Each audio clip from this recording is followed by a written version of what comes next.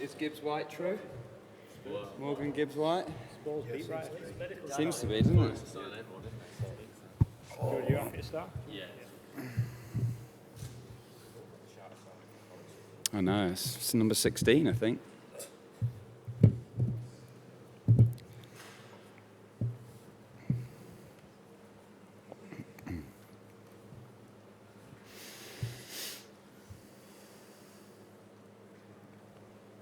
George, over to you. Cameras, yes, on you all good? Yeah, go ahead, George. Stuart, congratulations on the 100 wickets here. Just want to start with Ben first of all. That was a hell of a second spell and big wicket at the end. I mean, how is he doing fitness-wise, and how important do you think that last wicket could be? Yeah, he's doing okay. I think his knee just jars a little bit on the odd occasion, but he seems to be coping, and he's pretty tough when it comes to that sort of thing. We've got a genuine feeling like we're still in this game. I know South Africa are 120 ahead, but there's no doubt that it was pretty good batting conditions, particularly when the ball got softer today. So that's something that we'll want to take forward, knowing that once that ball gets softer, we can score a lot of runs. And it's, you know, when you get bowled out relatively cheaply in the first innings, you got to make it a first versus fourth innings game. So we've got to try and get enough ahead that we can try and defend that on day 4 and 5 on a relatively dry pitch. I mean, Leachy was quite encouraged by the amount of spin he was getting today, and you'd imagine that will only increase through the game. So I think the game's set up really nicely. Obviously, we're going to have a couple of great days, but you know, we've proved this summer that you know, anything can happen, and we feel really positive in the change room that we've got ourselves back in the game, because what was it, 130 for 1? It was we needed something to happen, and the bowlers are delighted that we managed to make a couple of breakthroughs. Is there I mean, it's 124 now. Is there sort of a limit that you feel like you've got to keep them down to if you want to win this? I mean, it's hard to set too many targets. I think generally you always want to try and defend 150 because it allows a partnership. But you know that if you have 2 or 3 in a quick spell, you can put some pressure on. So yeah, I mean, I think generally anything above 150 on day 4 and 5, you've got a chance if you bowl great and create pressure. So that's a long way away yet. There's a lot of cricket to be played, and you know, we feel like tomorrow is a must-win day, and we can come back tomorrow and attack it. Go Will, George, and then Mel. Stuart, you and Jimmy in the past have both picked up injuries at the start of series after layoffs. You last summer, Jimmy, I think 2019.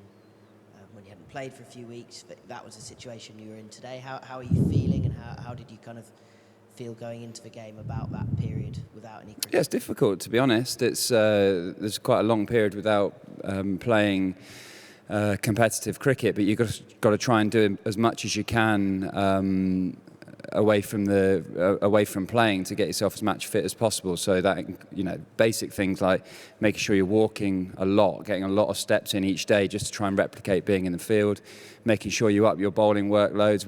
We had a couple of days at Loughborough Uni to make sure that we were on the right track, and Jimmy and I used the Aegeus Bowl a few times. I've been up to Trent Bridge and Wimbledon Cricket Club a little bit. So, yeah, you've just got to try and get as much workload in, you know, whenever you can. I think the schedule's different next summer, isn't it? Because there's a bit of a window for the 100. So I think that'll be problem over if we get through this game. But there's no doubt that, you know, the 4 of us, really, the 4 big seamers and Leachy, we haven't played much cricket. That's just the way the schedule's fallen.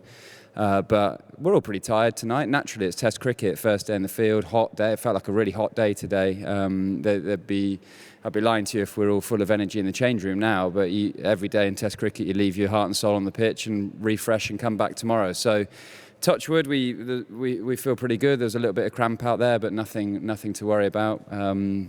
Get 3 wickets and rest tomorrow. And just on Jimmy, he's obviously taken his first wicket after his 40th birthday.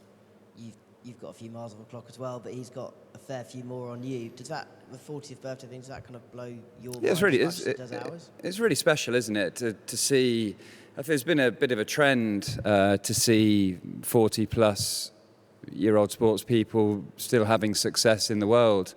A couple spring to mind. Obviously Brady springs to mind. You've got Zlatan springs to mind, and Jimmy. It proves that modern science is a huge benefit in the sporting world. It was probably less and less in my dad's era that you could get bowlers particularly playing into that latter period.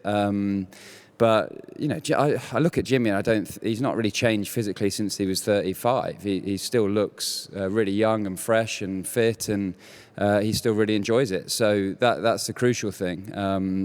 You know, he's always going to have the skill and the ability to take wickets. He just, as long as he keeps that competitive spirit and enjoyment, he can sort of go for as long as he wants, really. George, just speak up at the time.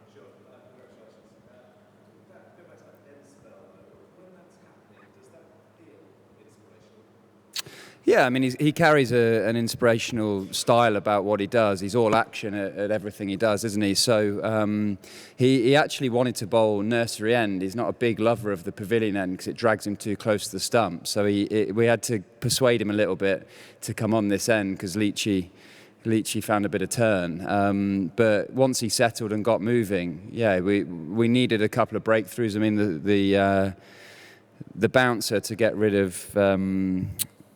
The opener was a cracker, wasn't it? It was you can't play that. I thought he played the first 10 balls really well off him, and then that just sort of leapt off a length, and that got us moving. Actually, that was a really big wicket. So gave us a bit of energy, got the crowd going a bit, and you know, that's what those sort of players do. And you think of, like, I didn't get to see both of them too much, but Flintoff, you put bums on seats because you want to see these guys, the theatre they bring. And I thought it was Stokes who brought great theatre.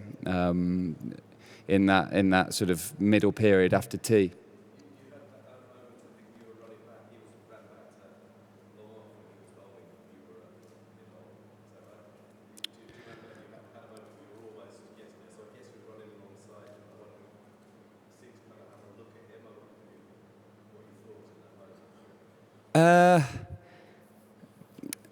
I was absolutely knackered, to be honest. I was out of breath.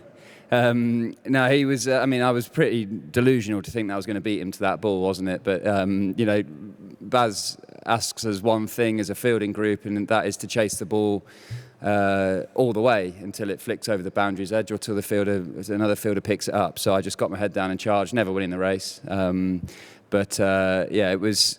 You know, he's done that a few times. Particularly, I remember the COVID lockdown when he was bowling bouncers and he charges back off when he hits it in front, and you know, that's just the character he is. He puts everything on the line, and you know, we'll need him and a few others to have a really good day tomorrow, which I think we feel really good about doing. Just do one question each from Mel, Dina, and finish with Dan. We've got South Africa coming in. So. Okay. I was just wondering after sort of getting those breakthroughs and achieving everything like that partnership between Keshav and Janssen, was there Frustration. Yeah. I mean, they played really well, to be honest. They sort of, a little counter-attacking moment. We changed the ball, and we had the other ball swinging, and we changed the ball, and it didn't really do anything for us. So it was really good. I thought it was really good cricket from the South African players to sort of realise that the conditions had maybe changed a bit, and they could get on top and attack us a little bit. So yeah, I mean, maybe we got slightly caught in between what plan we were looking to do, but I thought they played really well. They didn't really give us too many chances. We tried as much as we could. We tried slur balls, bouncers, length, but it was just in that period that we've seen all summer that becomes very difficult for the bowlers, doesn't it? That sort of 60 to 80 period has just been a nightmare all summer. So yeah, it was. We just have to count ourselves lucky we were bowling at 7 and 8, not 3 and 4 in that little period. Finish with Dan. Go ahead. And Gallup, go ahead. Hey, Stuart, you've got your name on this board a couple of times. Kafi's obviously joined you today. We've all been wondering where he sits in the pantheon of fast bowlers. Just what makes him special? Where do you rank him?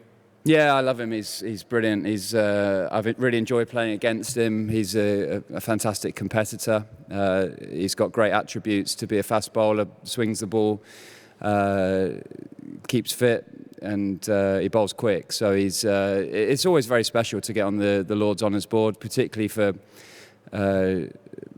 away teams coming, because the opportunity doesn't come round too often. So he doesn't show a lot of emotion on the field a lot of the time. You know,